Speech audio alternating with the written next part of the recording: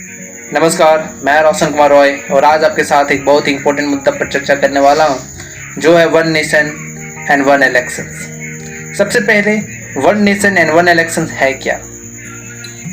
ये कुछ नहीं है, बस जितने भी तरह के इलेक्शंस भारत में होती है, चाहे वो जनरल इलेक्शंस हो, चाहे वो राज्य के इलेक्शंस हो, चाहे वो पंचायत के इलेक्शंस हो, सारे इलेक्शंस को एक साथ कराने का प्रक्रिया को one nation and one elections कहा जाएगा।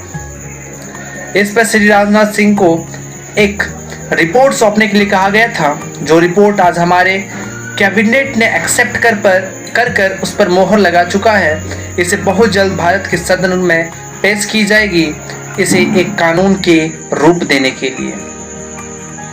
अब मैं बता दूं आपको कि इसे किस तरह पास की जाएगी। भारत के दोनों हाउसेस, लोकसभा हाउस और राज्यसभा हाउस से इसे फुल बहुमत से पास कराना पड़ेगा, जिसमें 272 लोगों की सहमति चाहिए।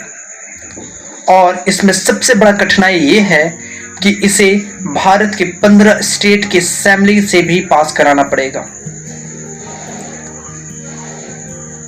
ये बहुत ही डिफिकल्ट टास्क है कि भारत के 15 स्टेट से इसे पास कराना पड़ेगा, तब जाके ये, उसके बाद इसे राष्ट्रपति जी का सिग्नेचर्स के बाद ये एक लॉ का रूप ले लेगा। आप सभी लोग सोचते हो कि मोदी जी एक नया कॉन्सेप्ट लेकर आ रहे भारत में, तो ऐसा नहीं है। भारत में इस तरह का इलेक्शंस बहुत बार हो चुकी है। भारत में 1951 में जो इलेक्शंस हुई थी, वो भी one nation and one elections के फॉर्मेट पर हुआ था। 1971, 1918 का इलेक्शंस हुई थी, वो भी इसी तरह फॉर्मेट पर हुई थी। 1980 में क्या हुआ था कि एक स्टेट का असेंबली जो था वो भंग हो गया था। उसके बाद ये परंपरा टूट गया और आज तक उसी परंपरा को फॉलो करते आ रहे हैं। अब हमारे श्री नरेंद्र मोदी जी ने इस परंपरा को खत्म करने के लिए एक कानून ला रही है, जिसका नाम one nation and one elections है। अब मैं आपको बता दूं कि इस लॉ से हमारे देश का क्या फायदा होगा और हमें और आपको क्या फायदा होगा।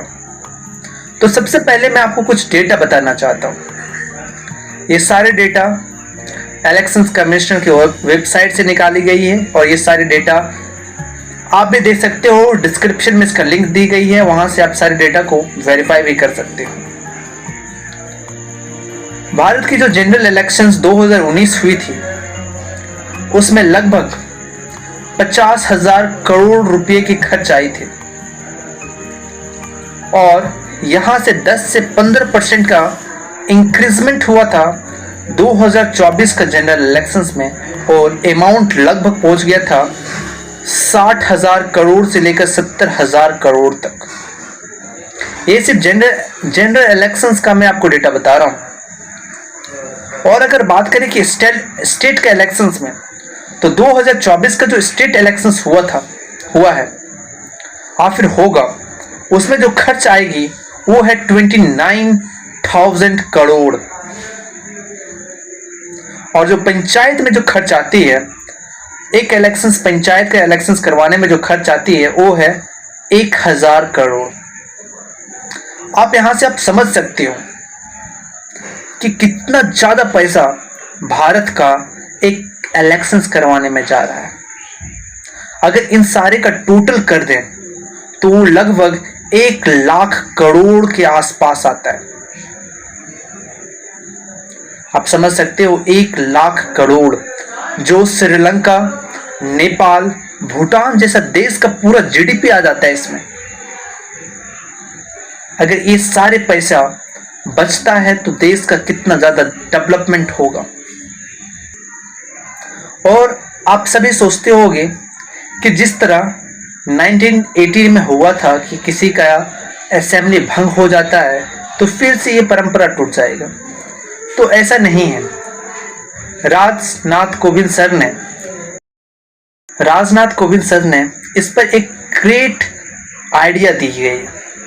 अगर किसी भी स्टेट के असेंबली भंग होती है तो वहां पे 5 साल के लिए राष्ट्रपति शासन लगा दिया जाएगा और फिर वहां पर एक इलेक्शंस करवाई जाएगी, जिसका टाइम पीरियड उतना ही होगा जितना 5 साल पूरा होने में बचा होगा।